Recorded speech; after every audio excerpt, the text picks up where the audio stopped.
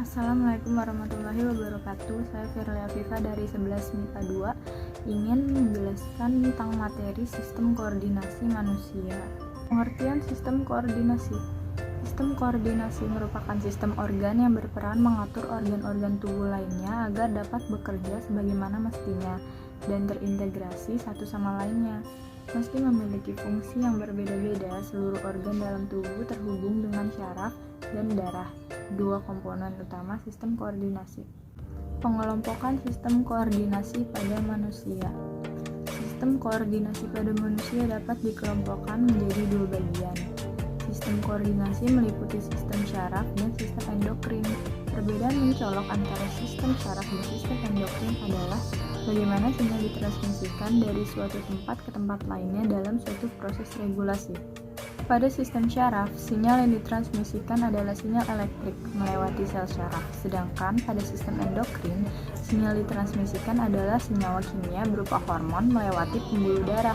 Karena perbedaan ini, sistem syaraf tentu memiliki transmisi yang lebih cepat dibandingkan sistem endokrin. Sistem syaraf. Sistem syaraf adalah sistem organ yang terdiri oleh sel-sel neuron dan sel-sel pendukungnya, neuroglia.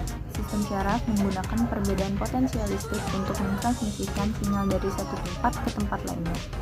Sinyal elektrik inilah yang digunakan dalam sistem syaraf untuk mengatur dan mengkoordinasi seluruh organ di dalam tubuh. Pembagian sistem syaraf pada manusia terdiri dari dua bagian, yaitu sistem syaraf pusat dan sistem syaraf tepi. Komponen sel syaraf.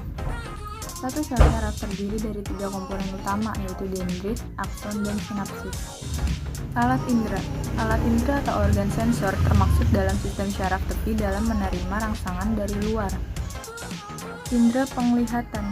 Mata digunakan sebagai alat indera penglihatan. Mata menerima rangsangan berupa cahaya, kemudian cahaya tersebut menembus kornea dan diteruskan melalui pupil. Cahaya yang masuk tersebut diatur oleh lensa mata agar jatuh tepat pada retina. Selanjutnya akan disampaikan ke otak dan diterjemahkan apa yang dilihat oleh mata. Indera pendengaran. Telinga digunakan manusia sebagai indera pendengaran. Suara membuat gendang telinga bergetar. Getaran ini lalu diteruskan menuju bagian rumah siput.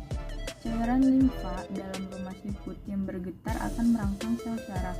Getaran tersebut diubah menjadi impuls dan diteruskan ke otak untuk mengenali suara tersebut. Indera penciuman. Hidung berfungsi sebagai indera penciuman yang dapat menanggapi rangsangan berupa bau. Dalam rongga hidung terdapat sel silia.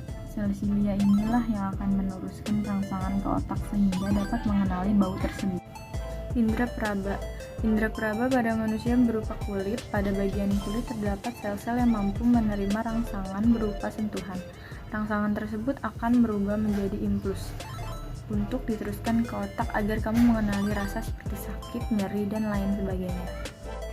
Indera pengecap. Lidah sebagai alat pengecap pada manusia. Lidah mempunyai papilia yang berbentuk bintil-bintil.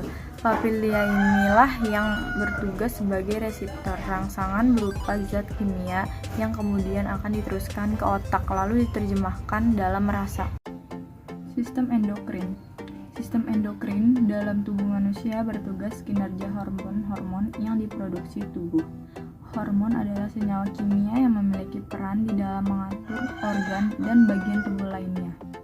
Perbedaan dengan sistem syaraf adalah bahwa hormon disebarkan melalui pembuluh darah. Hormon disekresi oleh kelenjar endokrin. Kelenjar yang termaksud dalam kelenjar endokrin diantaranya kelenjar hipofisis, kelenjar tiroid, kelenjar timus, dan lain sebagainya. Gangguan sistem organisasi pada manusia.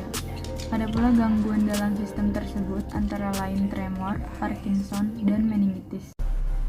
Sekian dari materi yang saya jelaskan, saya ucapkan terima kasih. Wassalamualaikum warahmatullahi wabarakatuh.